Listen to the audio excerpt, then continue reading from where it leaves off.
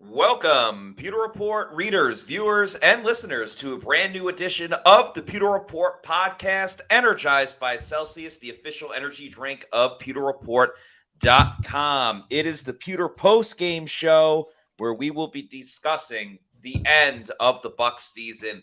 It was a hard-fought effort. They went to the very bitter end, but ultimately the Bucs fell to the Detroit Lions in the divisional round of the playoffs by a score of 31-23 in a very entertaining game with a lot of big moments. We'll break it all down and look ahead to the future as well for this Buccaneers team. I'm your host, Matt Matera. Joined with me is the face that runs the place at PewterReport.com, SR Scott Reynolds. And Scott, some things to like about the Bucs game. Obviously, things to be upset about and disappointed, but what a run for this group. For real. Yeah, it really was. It was a season that exceeded expectations, I think, from a lot of people. I think the Pewter Report staff was pretty much right on. I think if you took all of our preseason predictions, we predicted on average about 9-8, right? And that's what this team finished. Yeah. Depending on how other teams in the division did, were the Bucs going to three-peat as NFC South champions? It turns out they did. And they won a playoff game, right? And that probably has kept Todd Bowles employed as the head coach for one more year. Mm-hmm. Disappointing finish for him and for Baker Mayfield, who came up with two interceptions today. One was very similar to the first game back in week 6. It was the deflected pass. This time not at the line of scrimmage so much, but it went off of Mike Evans' hands. Yeah. We don't really have to sugarcoat it. It wasn't Baker's fault at all. Yeah. The second one, though, that was, I don't know if, listen, I'm not a big proponent of going for two and then trying to, because if you miss it and it's a less than 50% chance, otherwise more people would go for it on 2-point conversions, then you're forced to go for it again on another low risk, I should say high risk, low reward type play from the 1 yard line or the 2 yard line. And, in this instance, they would have needed the 2-point conversion that they didn't get just to tie the game, send it to overtime. But I when I look at this game in its totality, sense, Matt, I think the Lions were the better team. Yeah, that I agree. That's how I look at it. I had no problem with the 2-point conversion thing. You see every team across the league do it, so I don't really think that was a big deal whether or not to go for it or not. But yeah, I'm with you. I mean, you can be angry that the Bucs defense allowed 31 points, that they didn't get too much pressure on Jared Goff. They didn't create a turnover for the second week in a row. They didn't get the that was huge. The Eagles. Yep.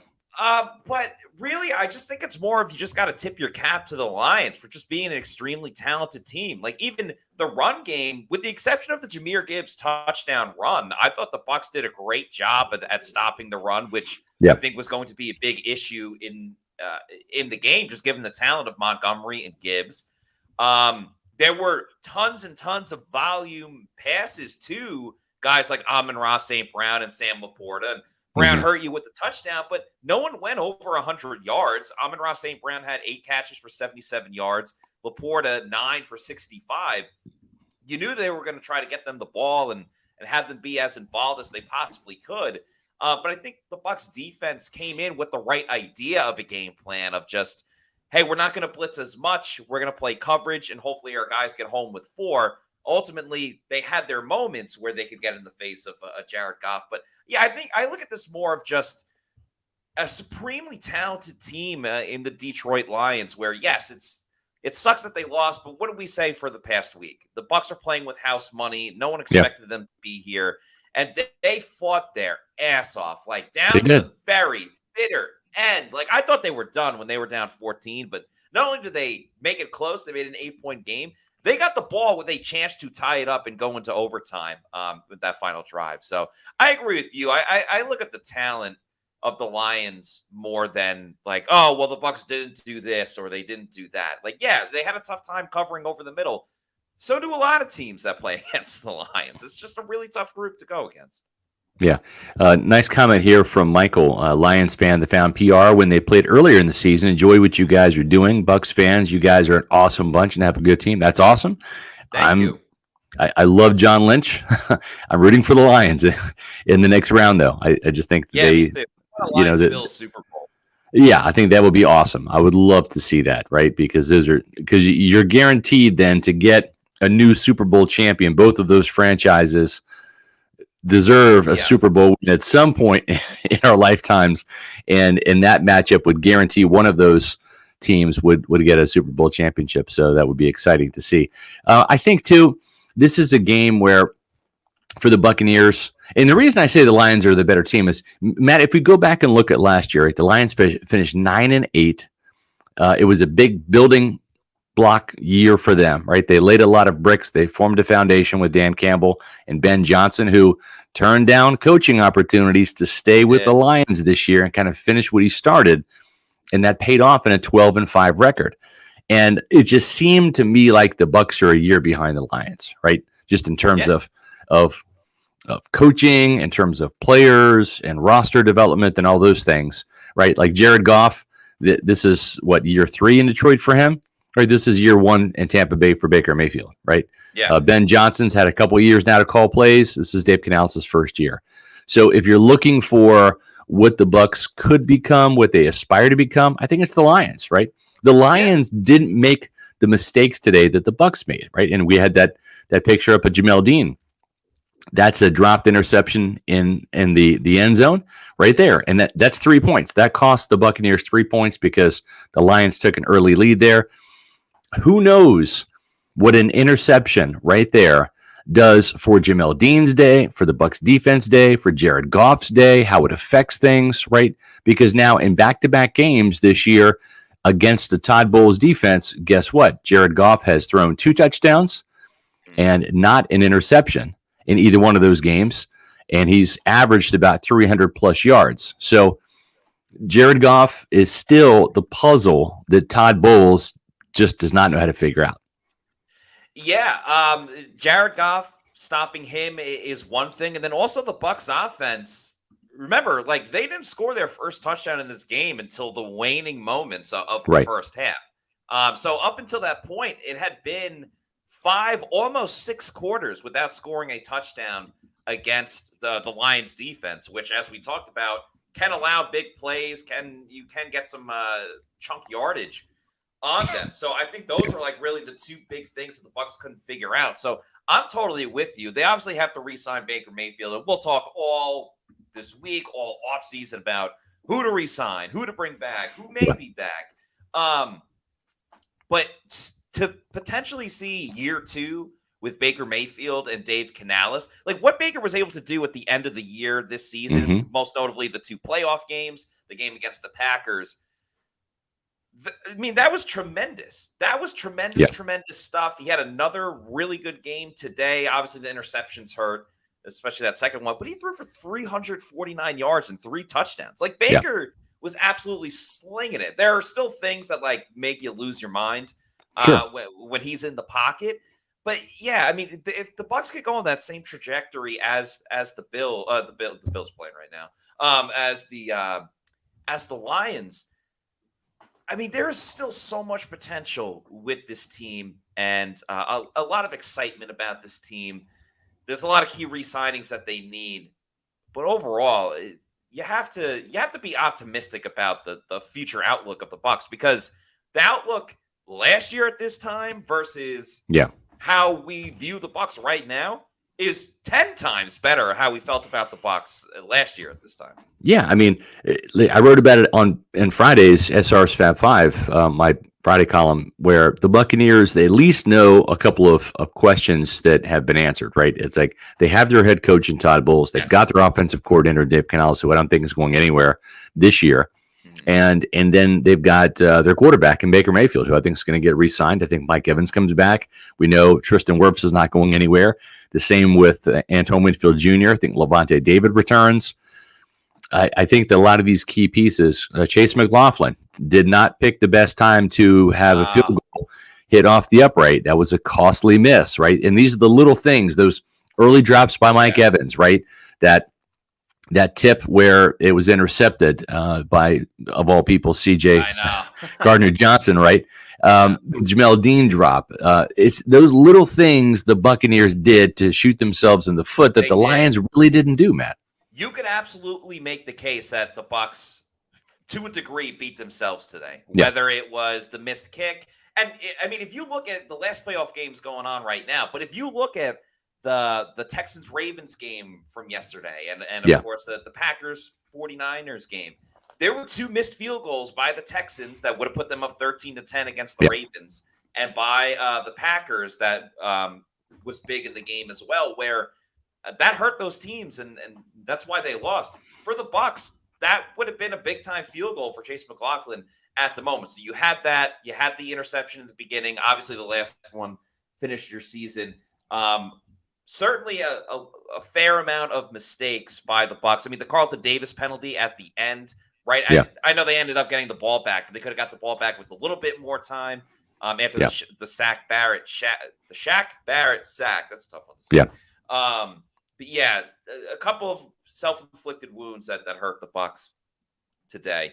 Let's get to the super chats as they are rolling in. Appreciate all you Pewter people. Starting with Michael De Rosario. Thanks for the $4.99 super chat, who says, proud of the Bucs and Todd Bowles finding us a great offensive coordinator.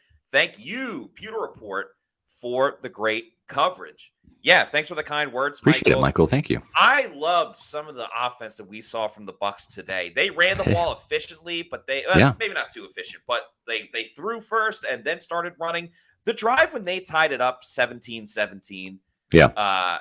That pretty amazing. was just that was just a beautiful drive. The hitting Cade Otton wide open, which is nice because Cade Otton cannot catch the ball in traffic. If there's a defender even remotely around him, he cannot catch the ball. But they schemed him to get wide open. And then, yes, the screen pass to Rachaad White with the blitz coming. It was just a beautiful, brilliant play call. And timing is everything, of course. And that was the perfect play to call in that moment. You know, Matt, just kind of like how we looked at last week's game as huge improvement from week 3, right, by the Buccaneers, and it led to a 32-9 win over the Eagles. Huge improvement here from the Buccaneers, especially offensively, than what we saw in week 6. Not so much on the defensive side, and we'll get to that in a minute, but the Buccaneers actually outgained the Lions 408-391. Baker Mayfield didn't throw a touchdown the last time. He had 3 touchdowns today, of course, 2 interceptions, but he passed for 349 yards. The Buccaneers were able to do better running the ball this time. They ran the ball for 46 yards in the last meeting, 89 yards today, 55 yards on the ground for Rachaad White. Mike Evans went off today, 8 catches, 147 yards and a touchdown, overcame some early drops.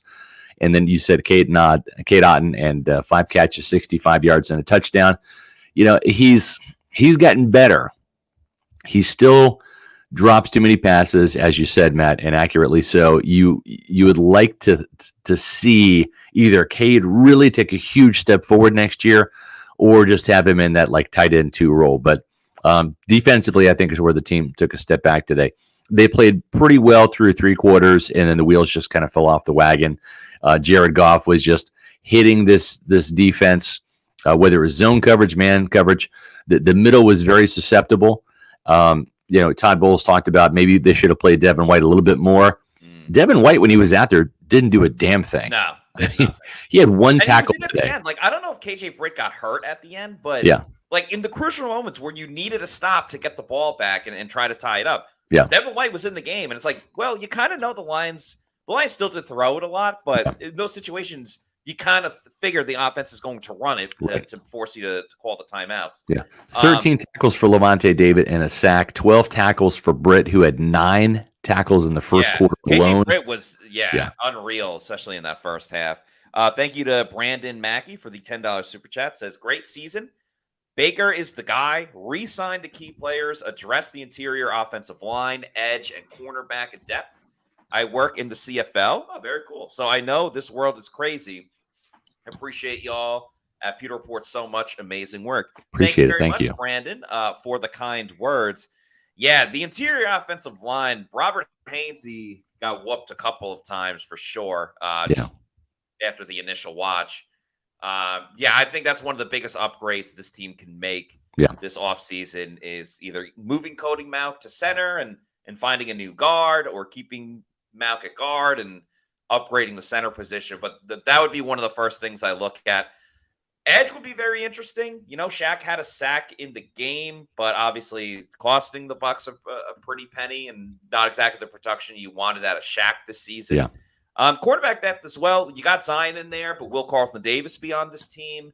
I'll tell you what, Matt. If his last moment is that penalty. Yeah, you know what? This team has got to find some defensive backs that can catch the ball, right? I mean, they had 13 interceptions this year, only 9 from the secondary, 3 of which came from Antoine Winfield Jr., 2 of which came from Christian Izien in the first 2 games of the season, right? So Izien did not have an interception since the Bears game in week 2. Jamel Dean and Carlton Davis, they just struggle to catch the ball, right? And I think the lack of turnovers, Ryan Neal didn't have, and he played a lot more today than I thought we were going to see from him. Yeah, that was surprising, especially because the Lions took the first game. Yeah, he was a non-factor, and he needs to go. Devin White needs to go. They have to find some players that can come away with some interceptions, because it's really hurting them. And you see in these 2 games against the Lions, the Lions won both of them, and they had 3 takeaways on defense. The Buccaneers had none, right? And it's like you got to be able to take the ball away in the postseason if you have a chance to win. They got away with that last week because they had an onslaught of offensive points and were able to do enough. They did have the safety on defense, but you got to be able to to get some takeaways and have some guys do it. And really, Antoine Winfield Jr. has been, Captain America, Superman, whatever you want to call him, all year. Yeah. He was just about invisible today. Only 2 tackles, no splash plays from him. They blitzed him a couple times. The Lions were ready. Unlike the Buccaneers, Baker Mayfield, he got sacked several times. It was not really the offensive line's fault. It was mostly the back's fault, the tight end's fault, or Baker for sliding protection the wrong way. But Brian Branch, who did not play in week 6, the stud out of Alabama, the first-round pick, or I should say second-round pick by the Lions, 9 tackles today, 1 sack. He was phenomenal. Melifonwu, the other safety, 9 tackles, 1.5 sacks, just coming off the edge on blitzes. So you didn't have Branch playing in that previous game. Also, no Jahmyr Gibbs in that first game either. Yeah. He made his presence felt. 74 yards on 9 carries and 8.2 yard average, including 31-yard touchdown. Then you also had him in the receiving game, 4 catches, 40 yards. So over 100 yards and a touchdown for Gibbs today, who really kind of outshined Rachaad White on the other side of the ball. Yeah, I'll talk about that in just a moment. I want to make one last point about the secondary and the safeties and the cornerbacks. I know everyone always talks about Jordan Whitehead, they're missing him, and that's true. But I think another guy that the Bucs really miss is Mike Edwards, a guy that just took the ball away all of the time. And at cornerback, Mike's a safety, obviously, but at cornerback, at times the risk of having the guy that's like an ultimate ball hawk and looking to take the ball away is that sometimes you'll get burned on big plays because you're a little bit too focused on just taking the ball away versus your coverage. But I don't think that would be an issue for this defense, because Todd Bowles instills in everybody, do not allow the big play, do not allow the big play. Yeah. So if you could find that ball hawking cornerback, I would love Jamel Dean or Carlton Davis as a cornerback too on this team, and you have that main guy to take the ball away. But to your point about the offensive line and the run game and the blocking, yes, a lot of the blitz, the Bucs could not handle the Lions blitz, especially in the first half. And all the games we watched this year, I have never seen so many free runners at the quarterback, and not just free runners, but Baker not even remotely realizing that there was a defender in his. They're lucky that Baker held onto the ball sometimes when he got sacked, because he would be looking this way and the defender's coming this way. And a lot of those times when you get sacked on a full-on blitz and when you don't see it coming, the ball comes loose because you're not prepared for it. And the Lions did a good job. Credit to them. Josh Capa pointed this out as well, that they wouldn't even disguise the blitz. They would just do it last second and then start to make those delayed blitzes. in there. But Baker tries to play hero ball sometimes too much, and a couple of those like double hitches and stuff like that, pump faking, did not help the Bucs. Thanks to Paul, aka Florida Dreamhouse, for this $5 super chat, who says tough decisions and signings in the weeks ahead for the Bucs. But for today, I say thank you for a fun season, both to the team and Pewter Report. You are first class. Appreciate it. Thanks so much, Paul. Thank you. Thank you. Appreciate all your contributions this season. By the way, the Bucs season is done, but nothing stops with PewterReport.com. That's right. We just changed the conversation a little bit to a little bit different coverage with your Buccaneers. So we'll still have all the podcasts each week, live events, and all that good stuff. So don't you worry. Pewter Report still have our show. Yeah, I was going to say, as a matter of fact, we've got tomorrow's show, which is the Bucs 2023 season wraps up. We're going to be at One Buccaneer Place, the team facility, tomorrow for Todd Bowles' season-ending press conference, as well as getting reaction from the Bucs players. We'll be talking to some Buccaneer players for the last time as they'll move on in free agency, and hopefully guys like Mike Evans and Baker Mayfield are re-signed, and we'll have complete coverage from what goes down at team headquarters on tomorrow's show at 4 o'clock. We will also be doing, like we do every Monday at 4 o'clock, win or lose, off-season or during the on-season, roll call at 4:20 tomorrow. So make sure you stay tuned to Pewter Report TV, our YouTube channel, 4 o'clock live tomorrow for the newest Pewter Report podcast. Absolutely. Let's keep these super chats rolling. Thanks to Kathy Gillespie for the $4.99 super chat, who says, wow, what a game and what a season. Not hanging my head. You guys know I love Bake. He's gutted if you listen to his presser. Yeah, he was very, very upset. He said that the interception that he threw at the end of the game, that's going to weigh on him for a while. And he also talked as well. He was like, man, I would love to be back. He said, like, I really only want to be back if Mike Evans is back as well. Right. I don't know if Jason Light loves hearing that. But, yeah, I mean, he talked a lot about how he learned about himself, or what he learned about himself, and how he leaned on a lot of people in the organization. So I'm not saying it's 100% lock that Baker's back, but I think both sides want it. So that checks out. Thanks to Robbie Gordon for this $5 super chat, who says, defense let us down. Bad game plan. Being a defensive head coach, Bowles had too much trust on the defense today. 4th and 1, 4th and 4 punt on the road. I do agree. The last one, when it was 4th and 4, after the Lions just went down the field all over the Bucs. Yeah. Then the Bucs had the 3 and out with the incompletions, but they were close on 4th and 4. I would have went for it there. I was saying go for it. Yeah. Like, I get it. You want to trust your defense. Your defense just allowed an 80-yard drive. Yeah, I agree. That one more so than anything, because at that point in time, the Bucs had already scored a touchdown, right? You already had your offense had already come to life and shown what it could do. I disagree vehemently, and I know that the analytics people and the stat people, they're like, you go for it on 4th and 1, not at your own 34, not if you don't get that. And all it takes is getting stuffed at the line, a drop, an incompletion, whatever. And the Lions have the ball in your 34, and at a fever pitch, right? It's an unforced error by your team, and they're already in field goal range. So then you're looking at probably 13-3 right there and then. Yeah. If not a touchdown. And an early touchdown like that revs them up and deflates you, and I just don't think it's worth the risk there at all. So, I mean, I get the analytics and stuff. Sometimes you got to read the room a little bit and understand that at your own 34, probably not the time to roll the dice there. I have no problem punting the ball. It didn't hurt the Buccaneers. The Lions didn't score. They ended up getting the ball back, so it was all for naught anyways. But that to me, that did not seem like a risk worth taking, and I had no problem with Todd Bowles punting the ball early in the game to avoid going down 13-3 or 20-3 if they would have scored a touchdown. Thanks to Tusk3 for the $9.99 super chat, who says, I'm okay with this season. Re-sign the talent and dominate the NFC South for real. 2024 will be huge. Hope the Lions smash the 49ers.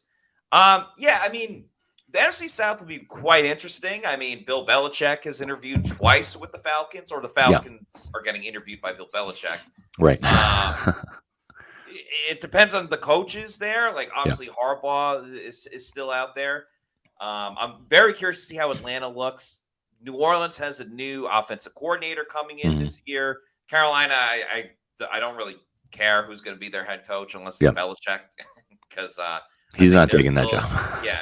But I think there is still a lot of room for growth for this Yeah. Bucs team, especially. I mean, on both sides of the ball for sure, but like offensively, again, Canales year 2, and Yeah. hopefully Baker in year 2. Yeah. I just think a year of growth can do so much for this offense in a positive way, improving the offensive line just a Mhm. little bit, finding a true blue wide receiver 3, or if you get that improvement from Trey Palmer, who again shows flashes at time of Yeah. being that guy. Yeah. No, I agree. Um, M. McKinnon, 88, 4.99 super chat. Thanks so much. Need pass rush help. Love Shaq, but no pressure. Feels like he hasn't snipped a sack this year. Also, please help block Hutch sometimes. Yeah, I mean, Hutchinson had a sack today. Did a better job on Luke Gedeke than he did in the previous matchup. I think Luke did a pretty good job on Hutchinson for most of the day. It wasn't like Hutchinson wrecked the game by any means. He made his plays, but he's going to. He's a Pro Bowl player. As for Shaq Barrett, I think he's gone. I don't see how this team can keep him. The cash outlay that the Blazers have to do in terms of paying him is not even about the cap, because they're going to take a cap hit, but it's you need the roster spot for a younger, better player that can help your pass rush. I don't know that Shaq has it anymore, and this is an opportunity where the Blazers can save a bunch of cash by not paying him that base salary. So I think Shaq Barrett is probably going to be one of those guys that's let go this offseason. Yeah, I mean, that would be unfortunate, especially with everything that went on for Shaq. If you're looking at on the field stuff, though, it does make sense. I mean, the production just wasn't there Yeah. this season. And as Lucas says, thank you for the $1.99 super chat to Lucas Patisse, says, we need an elite pass rusher so bad and safety. And I think you really saw that today because I don't think the game plan by the Bucs defense was wrong. I thought it was actually probably wise to not blitz as much against Jared Goff, who's really good against the blitz. But they just didn't get home with 4. Yeah. So you're kind of forced to blitz at that time. That's kind of been a story for the last That's right. 2 seasons in particular. And now you got it with Yaya Diaby. I think Yaya, that shoulder injury was really it was bothering him because he got hurt again today. Yeah. But still, Matt, I don't know that Yaya Diaby is a guy that's going to threaten the passer every down, right? He's not anywhere close to like a Simeon Rice was, right? And his prime or anything like that. And I think that's where, maybe he gets there in time, but right now he's a sporadic pass rusher. And I think they need a guy that's going to be a consistent thorn in the side. Looking at a team you follow closely, Bryce Huff with the Jets, right? Just keeps coming every down, and you really have to account for him, right? And a team like the Jets with Jermaine Johnson on one side, Bryce Huff on the other, that's what the Buccaneers have had success with, that 1-2 punch with Shaq Barrett in his prime, Jason Pierre-Paul in his prime during that Super Bowl run in the next year, and I think that's what they have to try to find, whether it's with another first-round pick in the draft as an edge rusher to come in and be the guy that Joe Tryon-Shoyinka just frankly is not, or finding a value signing in free agency. I don't think you're going to see Jason Light go out and headhunt one of these top pass rushers like a Huff, who's going to get a lot of money, or Brian Burns, just because the Buccaneers' money this year is going to be spent in Mike Evans, Baker Mayfield, Tristan Wirfs' new contract, Antoine Winfield Jr., Chase McLaughlin, re-signing the guys that have already proven themselves in Tampa. That's going to take up most of the team's cap room this year. Hopefully they can find a pass rusher that, really can pin his ears back and get after the quarterback. And I think one way that's pretty good that should help about going about it is if you have a Celsius energy drink before damn right, Matt, on third down, and if you're lucky, you'll have a Celsius Essential before that third down play. The new Celsius Essentials is the line brought out by Celsius. They have 270 milligrams of caffeine to help you live fit, and there's no sugar in them either, just like all the other Celsius energy drinks. It's the ultimate drink line by Celsius for the fitness enthusiast looking to elevate your performance. There's 3 essential aminos in this formula for the Celsius Essentials, and it's an unbeatable combination of ingredients to help your physical and cognitive performances. You can get a Celsius Essential at 7-Eleven nationwide. You can get the 3-flavor variety pack at Walmart. They're rolling out nationwide to select retailers, and soon you can pick them up on Amazon. So whether it's a Celsius Essential, whether it's some of the original flavors of Celsius, Cosmic Vibe, Fuji Apple Pear, Orange, Watermelon, Arctic Vibe, go to Celsius Store Locator if you need to know where to find one and pick one up. Punch in your address on their website, and I'll tell you the closest location where you could pick one up. Could be a Walmart, Target itself, health and fitness store, 7-Eleven, or could be a bodega. You're muted. Bodega. There we go. And once you keep going to your bodega and you want more, you can get them in bulk. Head on over to Amazon. Get the variety pack, because variety is the spice of life, and you have it sent to your place of residence whenever you want. It could be a week, month, quarterly, yearly. Just make sure you're drinking Celsius energy drinks. Make Celsius your number one pick. Celsius, the official energy drink of PewterReport.com. Let's keep these super chats rolling in. Thanks to Trustin Vorbeck for the $9.99 super chat, who says, middle of the field had no answers. What was your thoughts on going for 2 there? At least my parlay hit $1,350. Congrats, Trustin. Yeah, you were talking about this during the the game day stream. Here's my donation. Thank you for the coverage this season and upcoming offseason. Trustin, thank you so much for the $9.99 super chat and for the kind words. I personally didn't have an issue with it. You see all the teams go for it, go for 2 in that situation, down 14. I really don't think it was a big deal. You had to score twice anyway. Probably should have been a flag thrown on the Mike Evans play.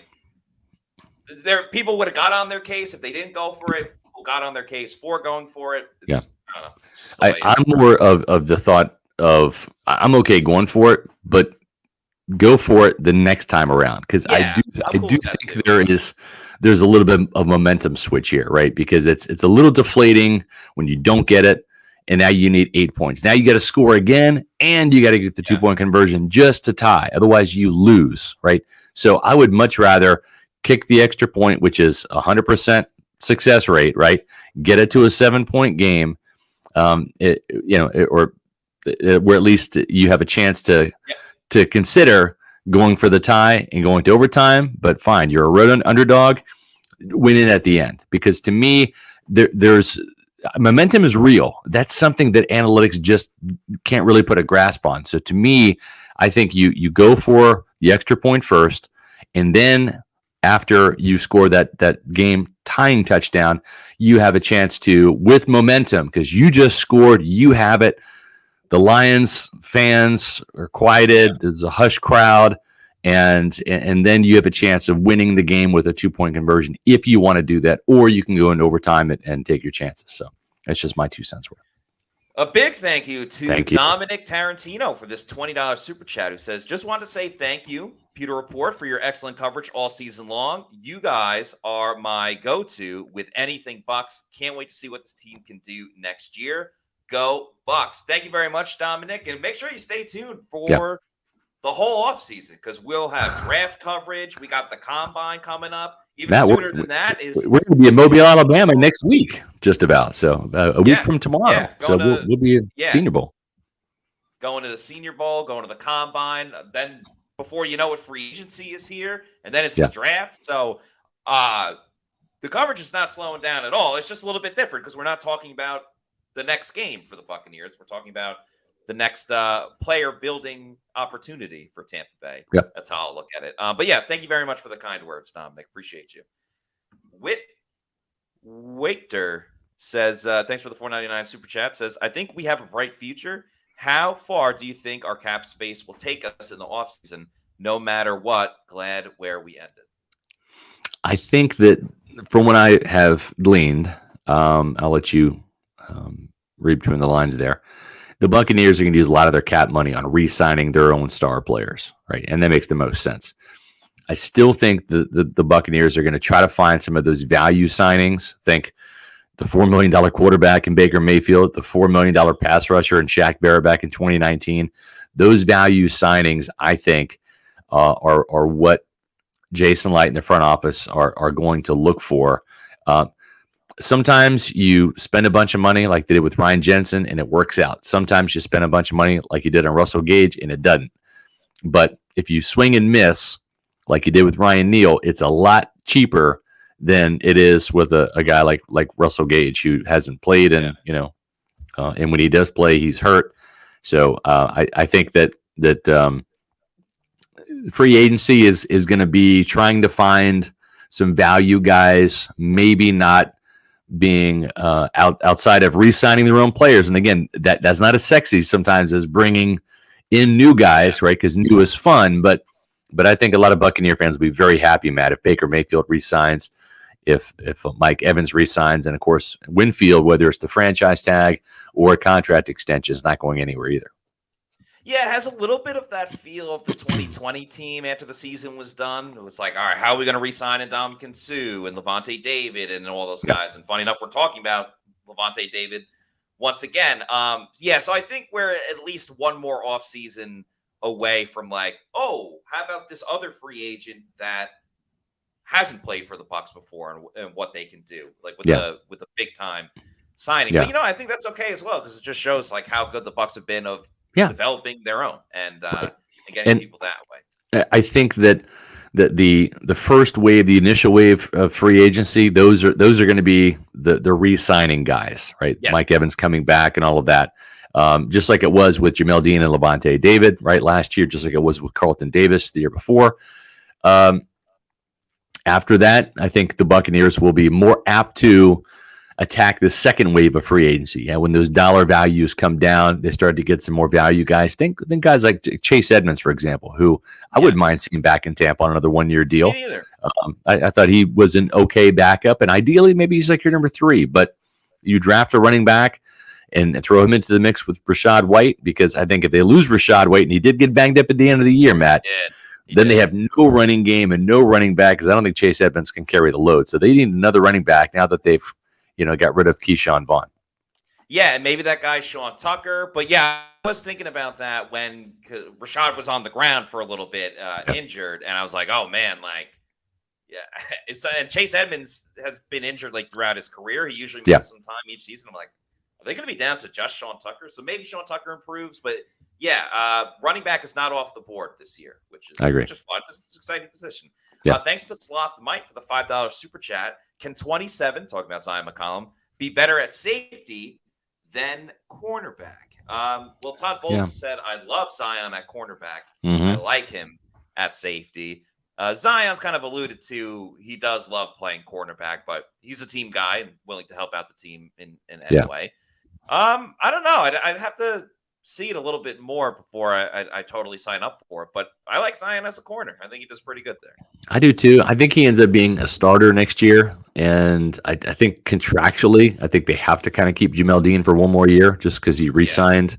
The problem with Dean, though, is this, man, he's a guy that almost is like Carlton Davis, where he's just getting hurt an awful lot. And, and then just kind of like Carlton Davis, too, doesn't get many interceptions. So I just wonder if there's a little bit of buyer's remorse with Jamel Dean. I mean, it's hard to say because he had a really good year last year and deserved to be re-signed. I'm not saying that, but now that you're into that second contract with him, just like with Carlton Davis, these guys have a hard time staying on the field. And when they're on the field, they're good, but they don't make those splash plays that you would hope a $12 million cornerback would make.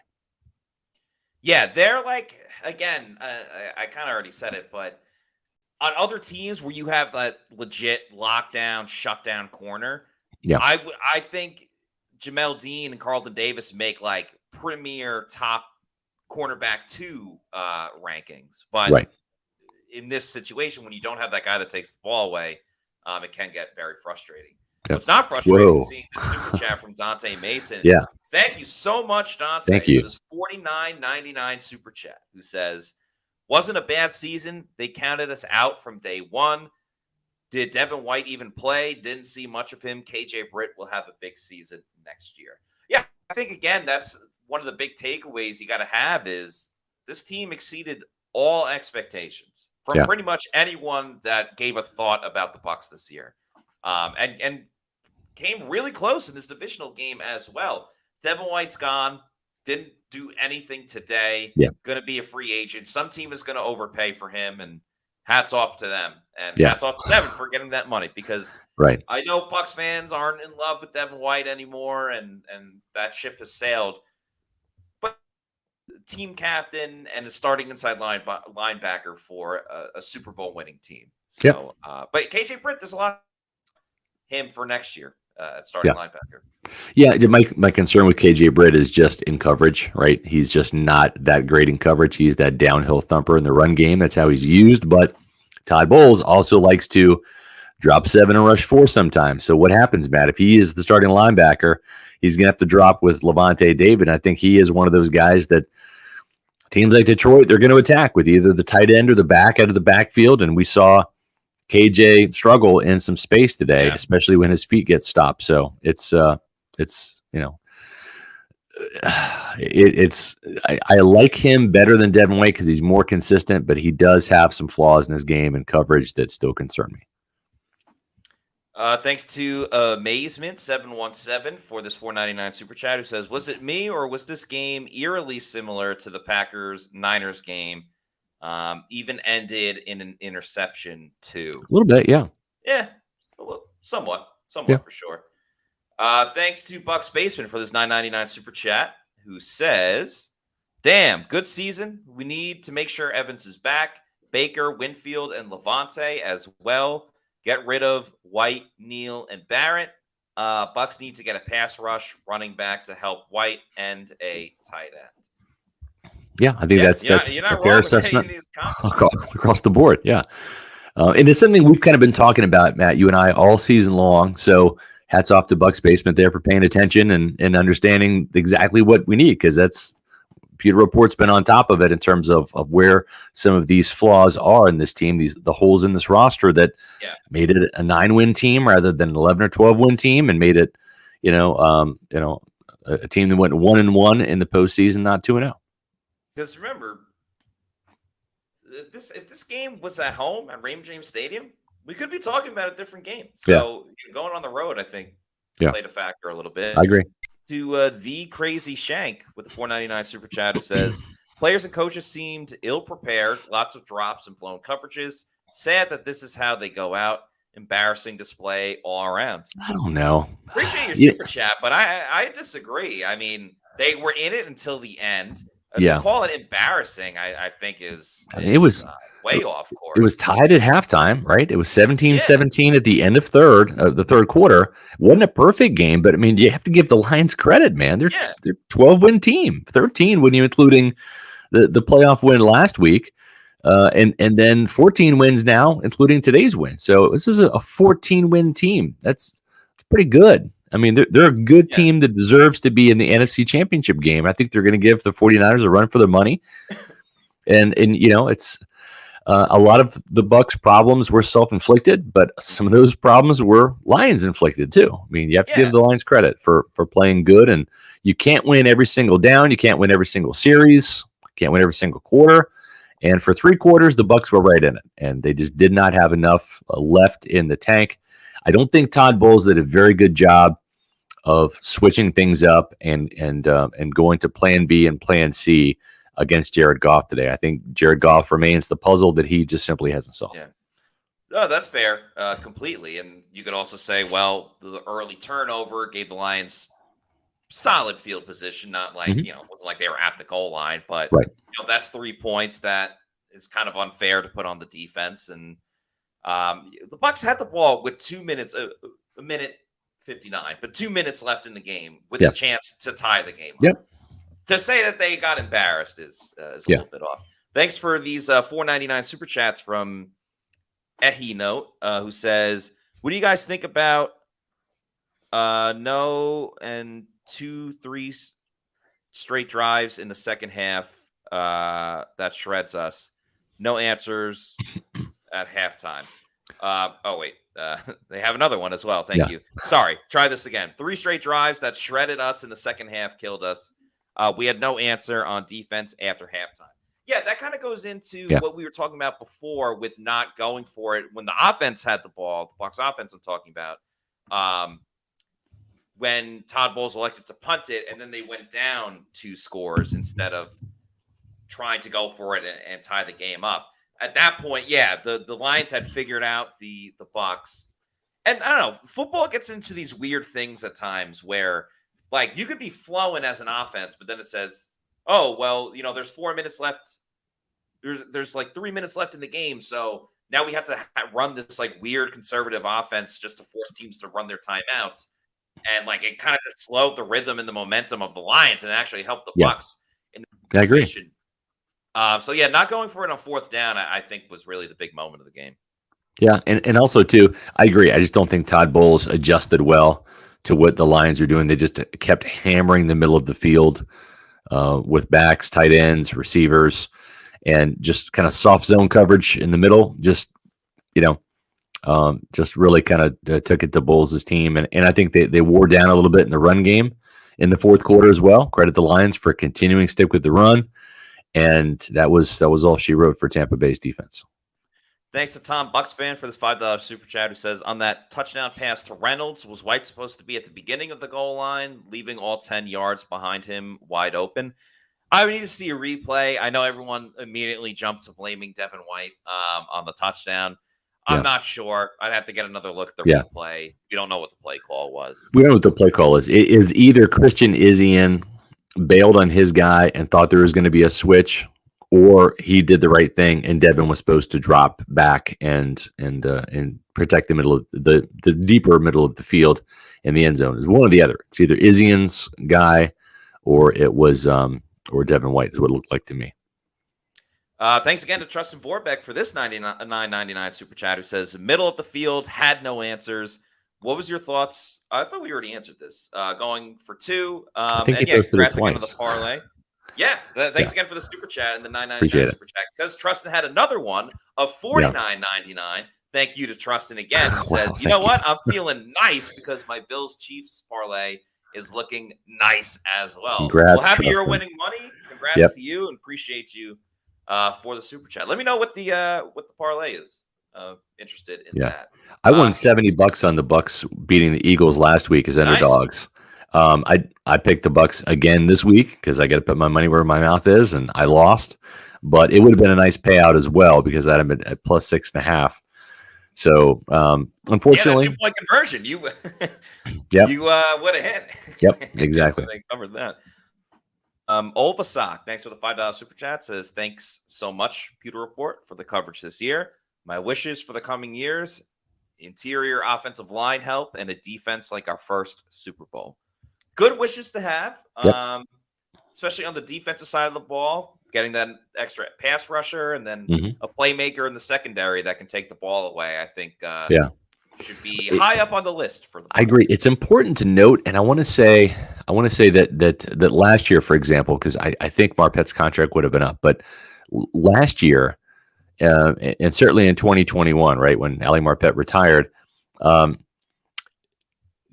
the 21 season, Ryan Jensen and Ali Marpet were supposed to be the starting guard and center on that team last year in Tampa, right? Marpet retired unexpectedly. Yeah. Jensen gets hurt. And I know Jensen was still under contract this year, obviously. I want to say Marpet might have been under contract this year as well, right? So just kind of imagine, pretend what that would have looked like, right? To have Ali Marpet rather than Stinney at guard or Filer, and having Ryan Jensen at center rather than Robert Hainsey, right? I mean, we're playing woulda, coulda, shoulda, right? The reality is those guys are gone and long gone, but that's what was supposed to be there. And now the Buccaneers, over this past year and also this year, will have to put resources into those positions that Jason Light in the front office thought were already fortified, right? Back a couple of years ago when you're planning and strategizing what your depth chart's going to look like. back in 2021/2022 before Marpet retired, those guys are on the board atop the depth chart right there. And you think we're good there, and all of a sudden you're not. Now you have to put in resources with draft picks, etc. And not just resources, Matt, but time, right? Cody Malk might be really good in time. He might be the next Marpet, but he's not now as a rookie, right? And so same thing with like Alex Kappa. It took him 4 years to really become Alex Kappa. And so you had some guys that already arrived. They were already Pro Bowl level players in Marpet and Jensen. And so you got to put resources in to replace them and more time. And it just sets you back a little bit as a franchise because of that unexpected injury and that unexpected retirement. You may want to put some more resources into your picks over at Underdog Fantasy using the promo code Pewter. That's PEWTER. Make anywhere from 2 to 5 picks. Got to be one player from each team. And you could choose a number of different things, whether it's over/under receiving yards or rushing yards, tackles, because they got some stats for the defensive players or passing touchdowns. You can win up to 20 times your money with Underdog Fantasy. They got a ton of fun, different games. You could bet on all the sports too, not just football. So sign up at the app at Underdog Fantasy using the promo code Pewter. That's PEWTER. Shout out to Underdog Fantasy. Let's keep these super chats going. We still got a lot left, and we're going to answer every single one. Thanks to Scotty J for the $4.99 super chat, who says, I'm a 60-year-old, big, ugly, and I have never seen a culture change so fast from one quarterback to another. I like these captains. Britt earned a C next year. I don't know if KJ Britt necessarily has. He's only started a handful of games, and I think has to prove it next year. He might not even be a captain. He might not even be the starting linebacker next season. But to your point about the culture change with Baker coming in, the positive effect that Baker Mayfield had, not to say that when Brady left, it was like completely ugly, but just the Bucs have the players on offense. Tristan Wirfs has spoken about this. They just have a different relationship with Baker than they did with Tom Brady. And one is better than the other, but the one that they had with Baker, I think, was truly, truly special to those guys this season. Yeah, and I think too, not a lot of quarterbacks, Matt, could come in and fill those shoes, right? Yeah. And not feel some pressure. I don't think Baker Mayfield felt any pressure at all replacing Tom Brady. He had the utmost respect for him, but he kind of just shrugged it off and said, "Yeah, I'm the quarterback now, and we're gonna ride." And it's just that's just kind of how it was. And I think that the ghost of Tom Brady was vanquished pretty quickly. I don't think there's a lot of people that were wishing Tom Brady was still around or whatever, and that's no disrespect to Tom. They just turned the page, and Baker helped them turn the page quickly, and he played really, really well. Yeah, that's a great point. And maybe some of it was just how last season ended, but no one's like really thinking about Brady too much this year. Yeah. Thanks to Kathy Gillespie for the $4.99 super chat, who says withdrawal is going to suck. Going to need you guys. Counting on you for the latest and greatest. I'll stay tuned. Thanks for all of your hard work. Yeah, thank you very much, and we'll continue to have shows. That ain't changing. It's so fun, in the off season to do free agency and draft. It's a lot more fun to talk football in January rather than go right into the draft. We're actually going to have our first mock draft of the year this week on PewterReport.com. So stay tuned for that first 7-round Bucs mock draft. But the off season, that's kind of what Pewter Report's known for, right? I mean, it's just as long as football season is. It just Senior Bowl, Combine, as Matt talked about. We're going to be at both of those events. Free agency will be here before you know it. I think there's going to be a couple coaching changes on the staff as well this year. So there's going to be a lot to talk about this offseason. And the thing is, none of it's really televised, right? I mean, outside of combine drills and Senior Bowl practices and stuff. But when you want the insight, we have the inside scoop. We have our connections and sources, and we have a great way to keep you all informed. So make sure you're staying tuned to PewterReport.com and, of course, the Pewter Report podcast, which will continue 4 days a week. Yep. Appreciate Tall Florida Guy for this $1.99 super chat. Was this Levante David's last game as a Buck? I don't think so. I think he's coming back for a year. We'll see. I think Levante played really, really well. I think Tampa Bay is going to continue to re-sign him to one-year deals like they did with Rondé Barber at the end of his career. So I don't think Rondé Barber, or I should say Rondé Barber, I don't think that Levante David is going to be selling his house anytime soon. But if he was going to, if he was going to move, Eric Gross in the Eric Gross group, that'd be the person I would call. Why? Because they're the official realtors of Pewter Report. Also, because they're just the best in the business when it comes to helping you buy or sell your house here in the Tampa Bay area, across the state of Florida, or if you're moving into the state or out of the state, they can help on both ends of those transactions. Eric is an avid Pewter Report reader and a Tampa native. His dad was stationed here at MacDill Air Force Base, so he knows this area like at the back of his hand. They've got a strong team of vendors and a network of over 85,000 agents. That's why the Eric Gross Group can help you turn your dream of buying or selling a home into a reality. Their clients aren't just transactions, they're lifelong friendships. So don't let the stress of buying or selling a home keep you out of the game. Let the Eric Gross Group take the pressure off. Find them on Facebook or Instagram at Eric Gross Group, or check out their website, housesinfla.com. That's housesinfla.com, or give Eric a call at 513-907-4271. No matter where you are in your home ownership journey, you're going to feel welcome with the Eric Gross Group, the official realtor of Pewter Report. Make sure to visit housesinfla.com. Thanks to Christopher Oxentine for this $5 super chat, who says, great coverage all season, Pewter Report. Detroit was just better today. Yeah, they got a ton of thank you for the kind words and for your consistent contributions. Definitely Amazement 717 with the $4.99 super chat says, is there anything Baker can improve on next season, or is he what he is at this point? Good question. It's really good. The batted balls are going to be there because he's vertically challenged.